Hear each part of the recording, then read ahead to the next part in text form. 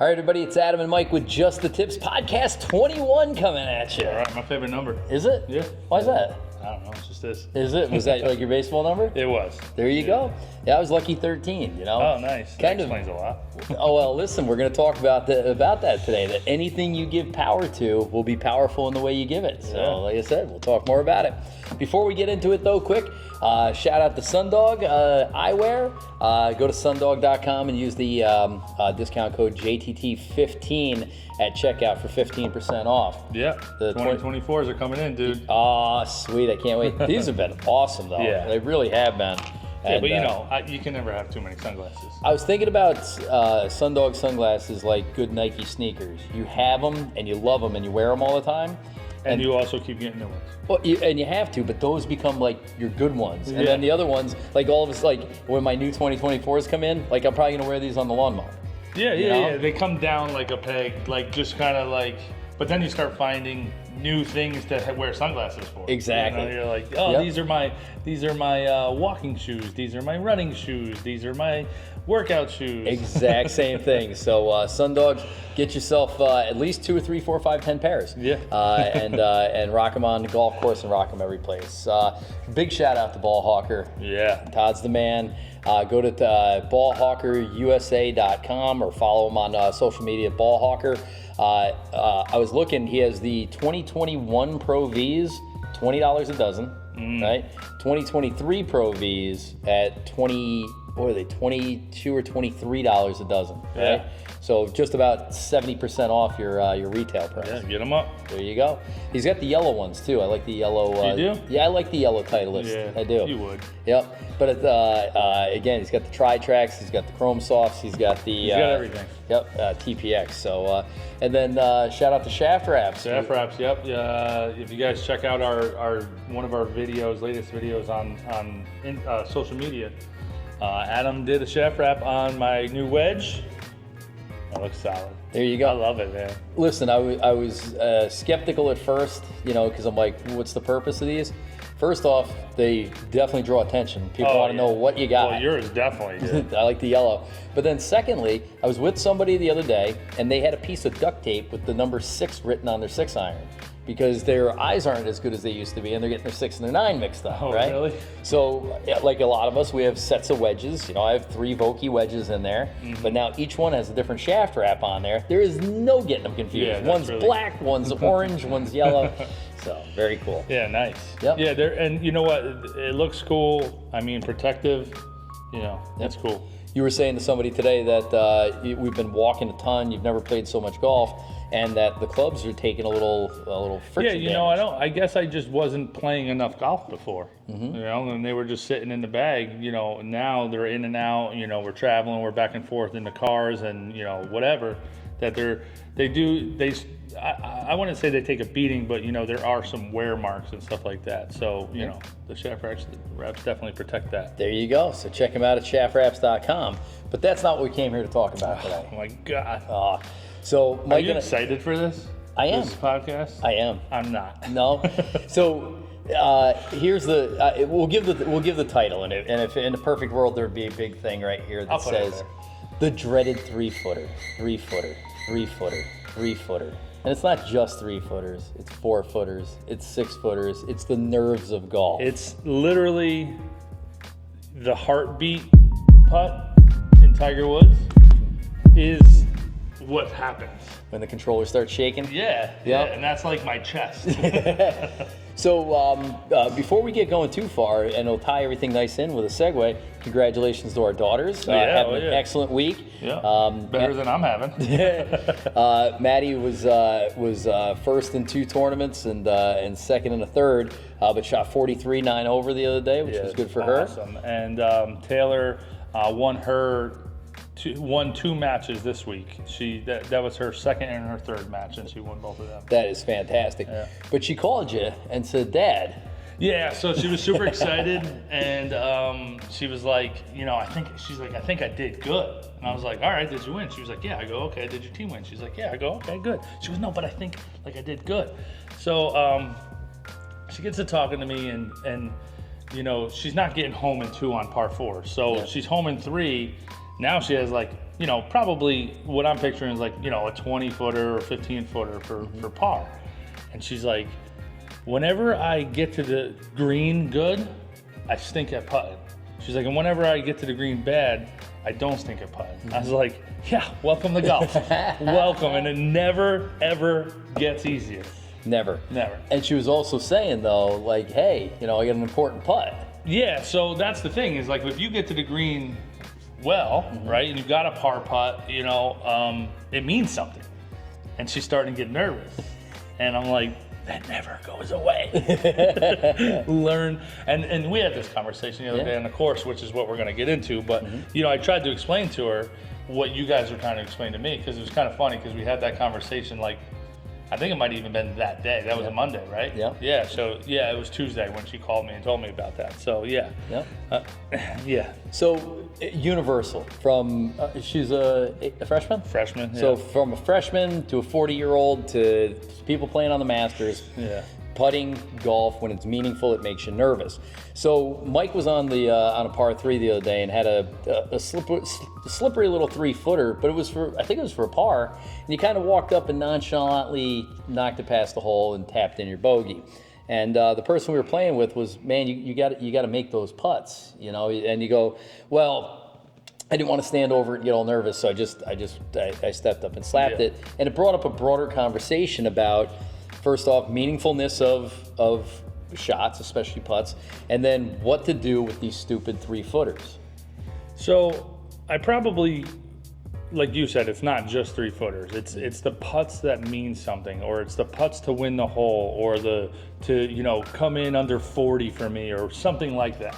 Yeah. You start getting that feel, and we had a conversation, and I wanted to ask the guy we were playing with.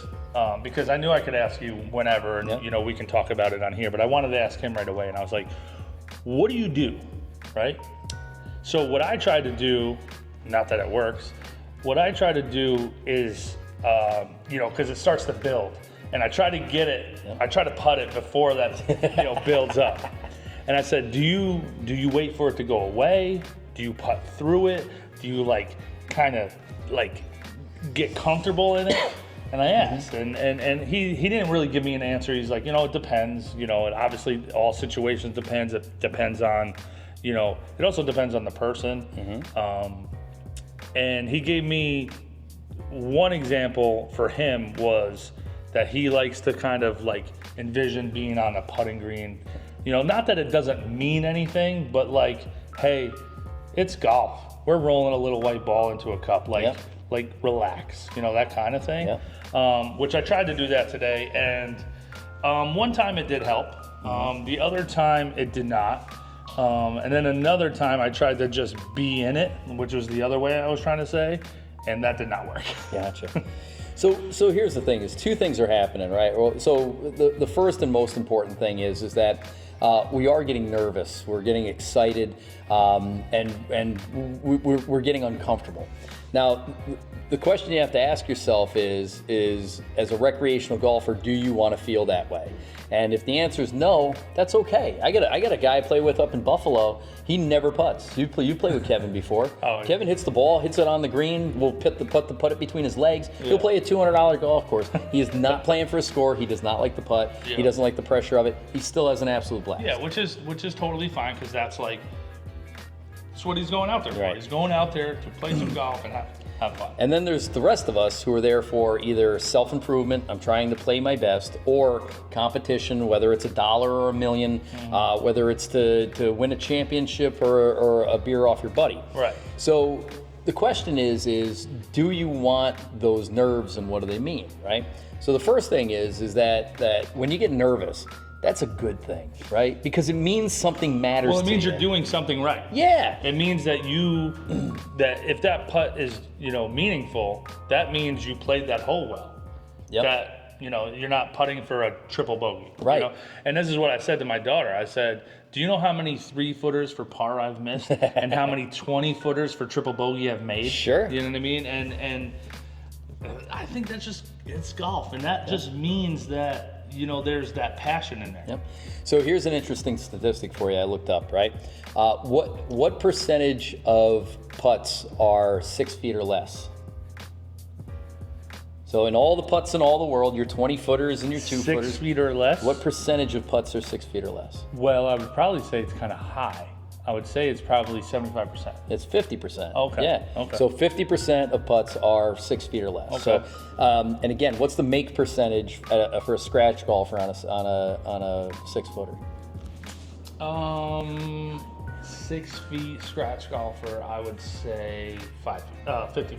Yeah, it's actually closer to 65, Okay, right? okay. So, and again, the higher your handicap, the lower the make. But the point is that we're frequently in this situation of sub 6 footers, from outside the gimme range of 18 inches up to 6 feet, right? Yeah. And, so what do we do with these when we're starting to get, stressed, right? So a couple of things, right? This I call the MVP skills of putting sub 6 footers, right? MVP, it stands for mental, verbal, and physical. Okay, you like that? Well, I could do the verbal. Exactly. Well, see, in a second, you're going to be like, oh, dude, right? So the mental part of it, I think is important, is knowing that what your make percentage is, right? And so taking time on the putting green to understand that from 6 feet, I'm a better 6 foot putter than most people. I'm making 75%, or I'm not as good. I'm making 35%. If it's breaking left to right or right to left. So how do you do that? You go out and you practice those putts and you track yourself, right? So you take the ambiguity out of it. We're going to talk a lot about Trevor Alexander today, the great pro up at Wiltwick. And Trevor and I talk about the difference between someone like myself, who has the tri-track on the thing and a line on my putter that's 6 inches long, and I'm trying to get everything to line up, and somebody like Trevor who's like, I don't want to see anything and I just want to feel the ball go into the cup. The difference between being an artful and feel putter to being a mechanical and analytical putter, right? So, but the bottom line is once you have that information, that takes a little bit of the stress out of the situation, right? Does it? It does, because you're not going to make 100% of these putts, right? Okay. So, all right. But what percentage am I likely to make? Is it 50? Is it 30? Is it 20? Is it 80, right? Because then you can start to rely on that, and you can start to try and improve on that number, right? So now I'm not worried about make or miss. I'm worried about how many of these am I going to make, right? Okay. So that's number one. The second thing is to ease into this feeling of being uncomfortable. They did a study with concert pianists, and they asked them before, you go out there, you got a piano and 30,000 people watching you, and you're going to play for 2 hours, right? And you can't miss a note. And you're playing incredibly difficult music. And they asked them, you've done it for years and years and years, do you still get nervous? And they all said yes, right? What they've learned to do is to channel that uncomfortability, right? Right. Is to be comfortable being uncomfortable. And I think that's a lot what we've been talking about. Right. Yeah, and the thing is like, I wouldn't. I guess it is uncomfortable because it's something that you're not having all the time, right? Like when that birdie putt happens, or that to win the match or win the hole and that kind of thing.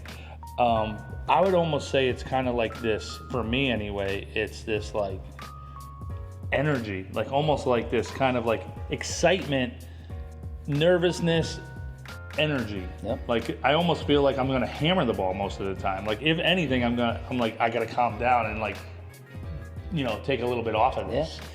So you're in the world of people's bodies and things like that. What happens when somebody gets nervous? What are some of the physical things that happen to people? Sweating, shaking. Yep. What about their blood pressure? Blood pressure goes up. Heart rate goes up. increases. Yeah. And why is that? What's the main reason for that? Because it goes back to like caveman times. Yeah, I mean, I would. Oh, like that. Yeah, like the flight or flight reflex. Yeah, definitely right? that. I thought you were saying like what's happening in the brain. It's probably some sort of what's that? Serotonin Sure. release, and adrenaline. And all that's going on, and you've created it yourself, right? Because you are the only person in the world that cares what happens over this putt, right? So you've done this to yourself on purpose, right? Yeah. So I think one of the big things on the mental side is to remember that you did this to yourself on purpose, and this is why we play the game. We want to get to this place. If we want to play on this side side of the line. Yeah. So if it happens where you have a putt that's so meaningful that your heart is racing, start thinking about being that kid in the backyard playing wiffle ball. You were never Mike Romano in the backyard playing wiffle ball. Yeah. You were always Bernie Williams in the back. No, I was the right-handed Ken Griffey Jr. And it was Game 7 of the World Series. And everything. Of the ninth with 2 outs. This is the same thing, but it's a 3-footer to shoot your best score of the week, or it's a 5-footer to make a birdie. Exactly. No, 14, right? Sorry. So all of a sudden we have this physical reaction to a mental situation that we created ourselves. We can do one of two things. We can either embrace it or we can try and ignore it. So what our friend was telling you was to put it on the side, right? He's saying, get yourself out of that mental space, go back to the putting green in your mind where you're just rolling 3-footers and just banging them in the back of the cup, and because they didn't mean anything that they're on the putting green, do that again here on the course. Right. So it's a transference of mental state. I take myself out of the situation I'm in. I put myself into a different, less stressful situation. I alleviate the nerves. I don't shake anymore. My eyes aren't this big around, right? And I just putt like I normally do, right? So that's one way to do it, okay? Yeah. You got other things on the mental side, though, okay? One of the things to keep in mind is you said about attitude, right? So, going up with and we've all done it. I stood over a putt today and I'm like, there's no way I make this putt, right? And sure enough, I had missed it. Now I got it in my head. I miss left to right downhill putts from anything from 3 feet out, right? But you have to go up there and say to yourself that not only am I going to make this putt, but one of the things I was reading said, putt with an attitude. It's a cockiness, it's a brashness, it's an arrogance. That kind of attitude. That kind of attitude. Yeah. So not only positive, but like, dude, I do this all the time. Yeah, I make these. So, but here's the difference. Like the putt you hit on 8, where you're like, I just wanted to get this over quickly, right? Take that and go, I'm gonna step up, I'm gonna do my routine, and then with brazen confidence that everybody's gonna go, look at this guy. Yeah. You're just gonna knock it in the back. Yeah. It's gonna take the same amount of time, just the mechanics of the whole thing are gonna be better, right?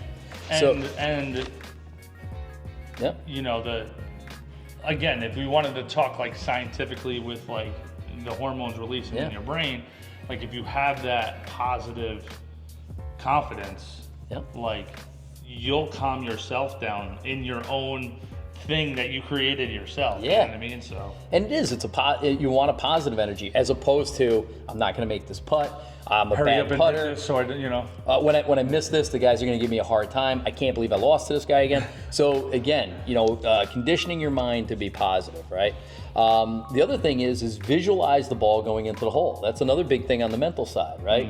Some people, want to see the visualize the line, or they envision the ball rolling into the cup. I do that when I'm reading it. Mm-hmm. I do that when I'm reading it, not when I'm putting it. When you're standing over it, that last look is literally the vision of the ball going where you want it to go, and everything doing what it needs to do. That can definitely easily be happening. So once you got your head straight, right? Which again, we're all head cases. I'm not saying it's easy. I'm saying this is what should happen, right?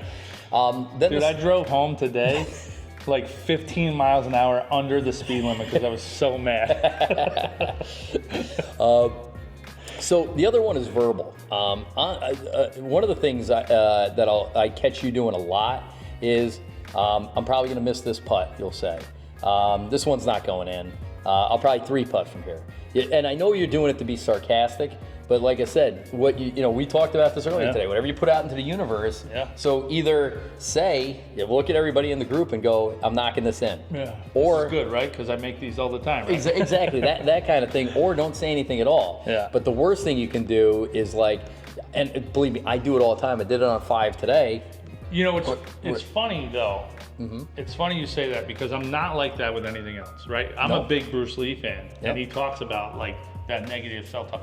I don't do that in any other part of my life. But it's extremely conducive to golf, and everybody does it. The best golfers out there, what are you doing, Mike? They yell at themselves, you suck. I do it and I shouldn't.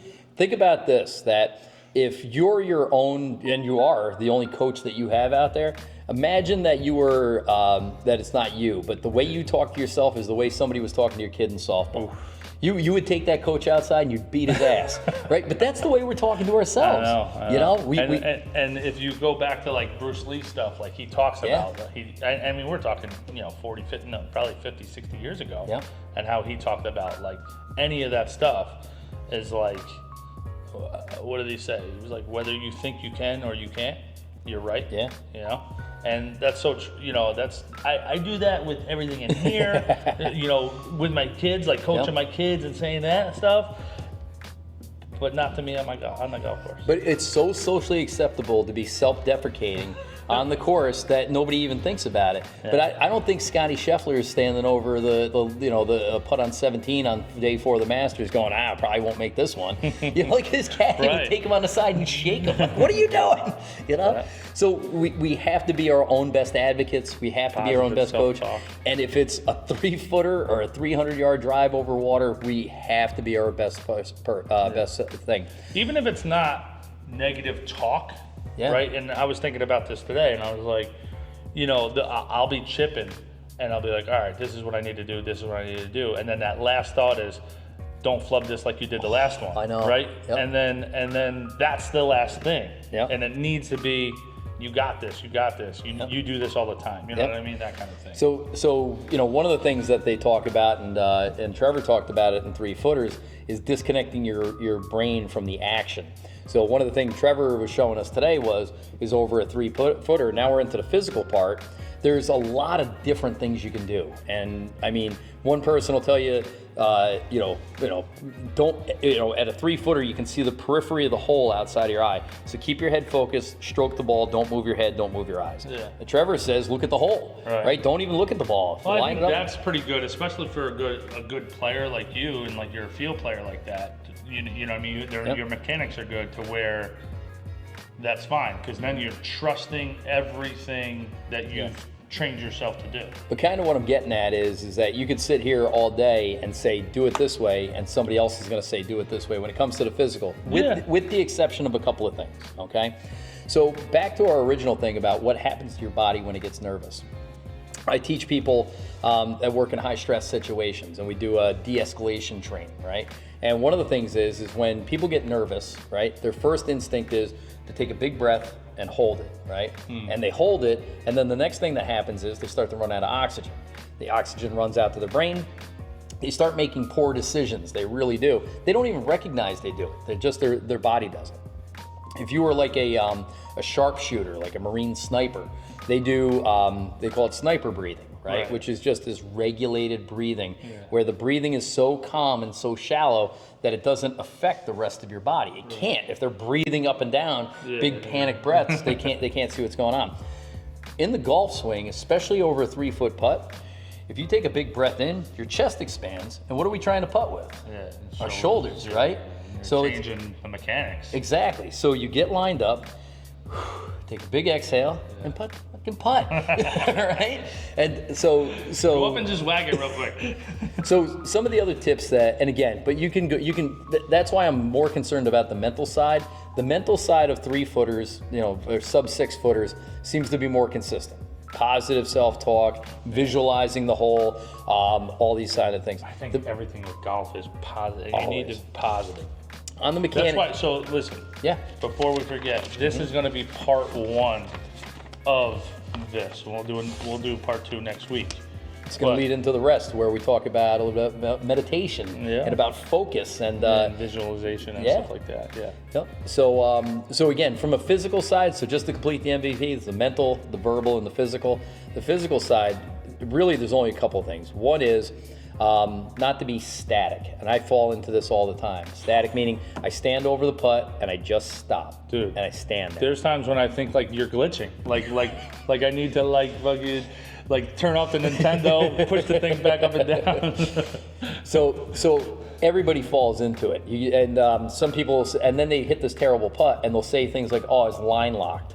I spent so much time standing over the ball, looking at the line, that I forgot what I was doing. About speed too. Speed, mechanics, everything else, right? And I've been doing that with everything that I've been trying to work on with, trying to draw the ball. Is there'll be times when I'm like, I got it. Like I know the feel that I need to feel. Yep. Then there'll be times like I'll stand there, I'll get ready to pull the trigger, and I'm like, wait, what am I supposed to do again? Yeah. I'm like, what were my moves again? And then I'll wait like another like 4 or 5 seconds. Yep. And I'm waiting those 4 or 5 seconds to try to rethink of what I need to do, but that also throws me off. So that's the time where we're supposed to step off. Step off. So in that book, Every Shot Has a Purpose, the Annika Sorenstam System 54, they talk about the think box and the play box. The think box is behind the ball, and the play box is over the ball. You don't play in the think box. You don't think in the play box, right?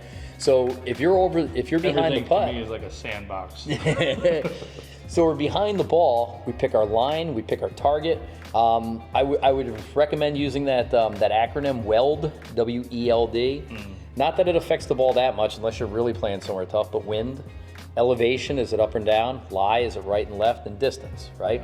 And then get all those variables in your head and pick a line and stick with it. That really is the nice thing about the tri-track, because I put that on a line and then I don't think about the line anymore. I'm just worried about the distance when I get over the ball. But when you get over the ball, then it's really about mechanics and about making the right distance to the hole. Right. So, again, you're taking some of the variables out ahead of time. I see a lot of people get over the top of the ball and they haven't decided what they're doing with it yet. Yeah. And dude, and like to me, that can be a whole nother podcast about like slow plays. Like you should be doing at least half of that while your playing partner's putting. So what's interesting is that when you're playing in competition, like especially scratch tournaments, and you're playing with 3 or 4 other players, it's such an advantage to hit the ball closer to the pin than everybody else, because you get a couple of things. You get this advantage. You get more time, and everybody's taking their time. But all right, so mid-podcast location redo. Yeah, it's kind of like a wardrobe change. Yeah. Yeah. Yep. It's So like Taylor Swift. We're like at a comedy club, right, with the brick wall behind us. Yeah. But just to finish that thought, we were talking about, so you're playing in a competition foursome, right? Everybody's taking their time, but you can't take too much time. But you hit the ball on the green, and you're closest to the hole. It's such an advantage for a couple of reasons. Number one is... Because you just hit it closer. Well, yeah, but now you can take a breath. There's 3 other guys that have to chip and putt before you can go, and they're all taking their time over the ball. Yeah. So now you can look at the ball from behind. You can look from the ball from across the green. You can look at it from the side. You get a chance to see what the other putts do as they get up close to the hole before you make your decision. So you can bring all this information in the think box before you get into the play box. Yeah. As opposed to when you're the person that's farthest away. Here's the cool thing now, like playing with better players that are on that other side of like caring about score, wanting to get better, competitive, like those things. Like you guys don't care about slow play. And I'm not saying slow. I'm not saying, out of position slow play. Yeah. I'm talking about taking your time over the ball, taking your time behind the ball and stuff like that. Whereas like, before this, it was always just like, dude, these guys are waiting behind us. You know what I mean? Like I was always like looking behind us and caring about that. Yep. And I think now it's a lot cooler to understand that, hey, listen, each shot is important. Like obviously when I'm triple bogey, maybe not so much, but when you do take your time over that 3-footer, nobody's like mad at you about it. So this goes back to one of those original thoughts is that how much time do you actually spend playing golf, right? So if it takes you a full minute to look at a shot, address the shot, and hit the shot, and you made a par, that took you 4 minutes to play the hole. The rest of the time is walking. Well, really think about it. I mean, even if you're not even counting that, when you're actually just hitting the ball, you play probably 4 minutes. Well, I'd probably play like 10 minutes, but.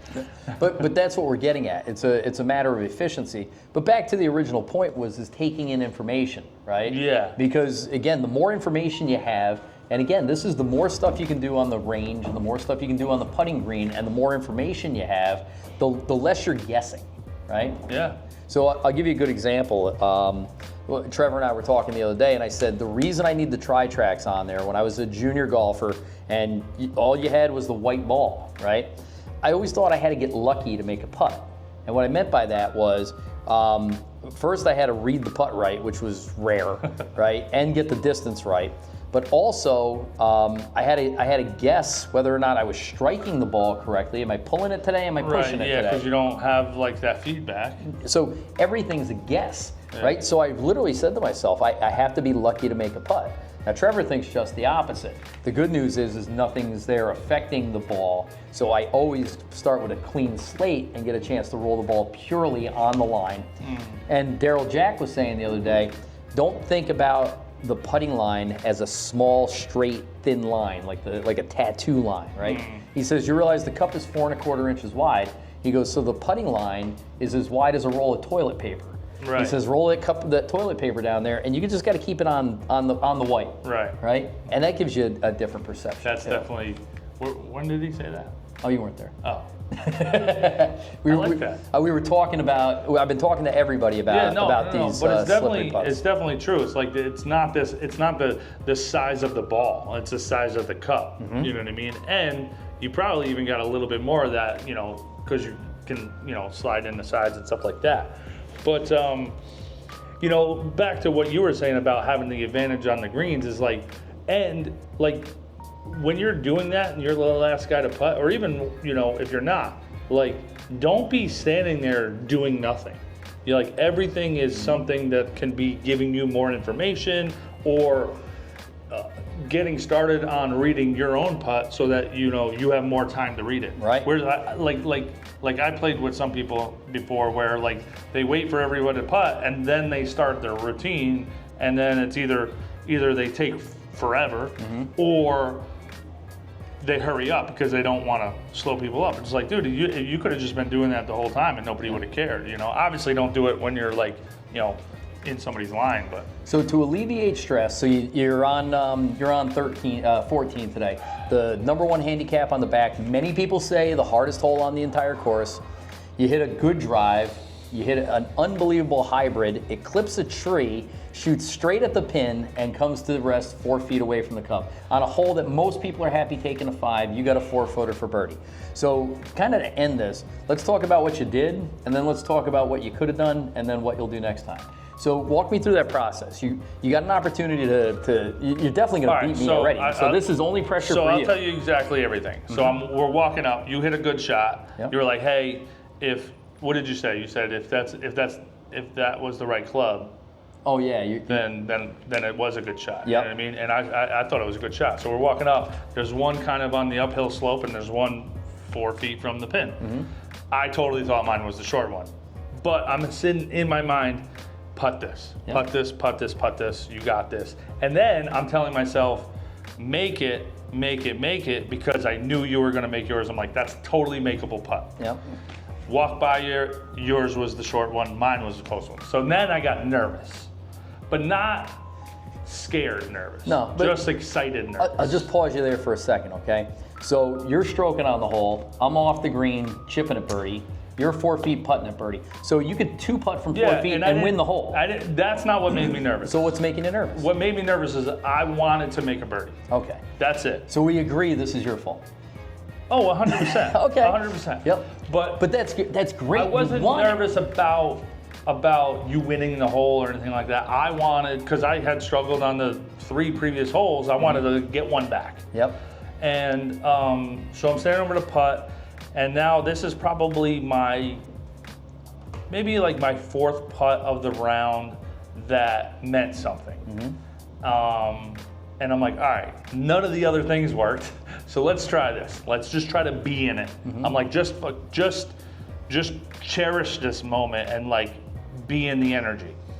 So I stood over, I read it a couple times, and I was like, dude, you got this. I felt the energy, the shakes a little bit, but like excitement shakes. Yeah. And I just fell in love with the line and not the speed. So did you misread the putt? Did you mishit the putt? No, I just didn't hit it hard enough because I was focused on the line, and I was really kind of focused on not letting the energy take over. Yep. And then it might have been a little bit of that whole like, hey, you got a lot of energy here, like a lot of adrenaline running. Don't hammer this. And then I left a 4-foot putt like a foot short. Yep. So, so what'd you take away from that? Because, again, you tried something different over something that was really important. Yeah. And unfortunately, that's the only place to practice it. If you're going to practice, the only way to get better at making short putts that are meaningful is to attempt more meaningful putts. So it's not like you can go to the practice green. Although we'll talk about that. Yeah, that'll be next week. Okay.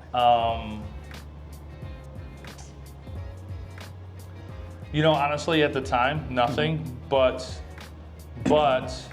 now, having this conversation with you, because we didn't have this conversation beforehand. I didn't even know you were bringing notes. Listen, man. And I would say probably just get up there and whack it. No, I'm kidding. I would say I would probably lean more towards the whole, hey, you're doing this to yourself. I would probably try to recognize that and kind of like try to calm myself down in that way, because I think that's what's going to work. Because I did the putting green thing on I think that was 8 when I did the putting green thing, maybe, and 11. I think it might have been 11. What did I do on 11? You missed putts on 8 and 11. Yeah, on 11 I did the putting green thing, didn't work. Putting myself somewhere else is not going to work. I think accepting the situation I'm in and rising to the challenge is what I need to do. There you go. So, but the great thing is again, I think especially in this space, it really isn't about trying to overcome it. Like I'm gonna learn how to be calmer. It's about recognizing that this happens all the time and that it's okay. It's a good thing. And it's a good thing. And if you ever get to the point where you're like, hey, I had 3 of these in a row and I left them short 3 times in a row, you can be like, or the opposite, hey, I'm blowing them past every time, or I'm always missing them left. Then you can correct for the adrenaline. But until you're doing them all the time and doing something consistent. But what happens if you start consistently making them all the time? Then it's just confidence. But isn't that what we're talking about? Right. When you get nervous and the ball goes in, you start expecting it. Yeah. So now when that nervous feeling comes, you get excited rather than almost like cool. I got that excited. I'm making it. So not to try and ratchet up the nervousness, but making those putts is a Pavlovian response that when you make them, you get that euphoric high and you want that again. Is the Pavlov thing like the whole dog with the bell thing? Yeah. All right. That's the one. Yep. So you're training yourself to receive this positive feedback by doing the right thing. But we get the hard negative feedback too, because you felt like shit missing that birdie. Dude, I drove home so mad. Not mad, it was because I had you on the front. Yep. I was up 3 and we ended up tying the whole day. Yeah. Like you said, you disappear for a few holes, and I can't stand it. I still think that's such a positive thing, because you play very well for big chunks at a time, and then you disappear a little bit, but you come right back. So again, it's definitely. I'm not giving up. I don't know. A lot of people do. I don't know what I need to do to. Bryson did. Stop it. I don't know what I need to do to not disappear. But we'll figure it out. It's a rhythm thing, believe me. It's just reps, it's more playing, it's more competition playing.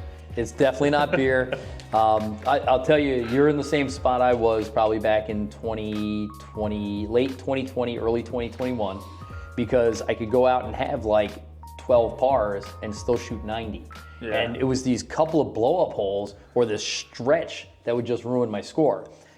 We just have to eliminate those big numbers. Like quick example, and we'll kind of end on this. How many doubles and triples did you have today? 2 triples, 3 doubles. Okay, so that's 6 and 6 is 12, right? So if we just got those down to bogeys, right? Yeah, you had a great score today. Yeah. Right. Oh, yeah. So and driving home, like thinking of that stuff, is one of my favorite rounds. Playing, since we've known each other, is that one day last year, we have it on a blind match, was, dude, I realized on 15, I'm like, I don't have any double bogeys. Yeah. And I remember talking about it, and I remember being like, dude, that was a fun round, because I wasn't like having to punch shots out from underneath trees and, drop, whatever. It was just a fun, nice round where, chili dip a chunk or, 3-putt, something like that. But it wasn't like, like having to punch out and crap like that. So that comes with more consistency. It comes from staying out of trouble, and when you get in trouble, recognizing that par is no longer feasible, that you're playing for bogey, and it changes. And go after the bogey, not the hero shot. Yeah, I saw you. I did hit 3 par 3s though.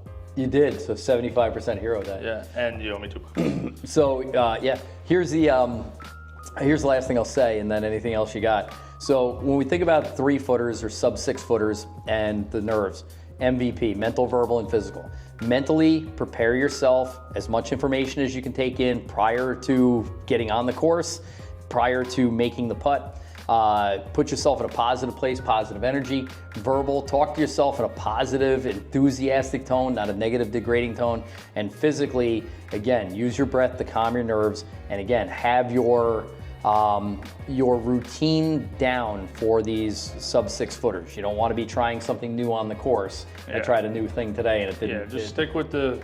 Yep. Stick with it. Yep. And again, last thing is again, we're doing this to ourselves. It's supposed to be fun. You're Ken Griffey Jr. in the bottom of the 9th in Game 7. It's a 4-footer to win bucks from your friends. Knock it in there with confidence. Yeah. There you go. Yeah, man. Good job. I'm Adam. I'm Mike. Just the tips. Just the tips.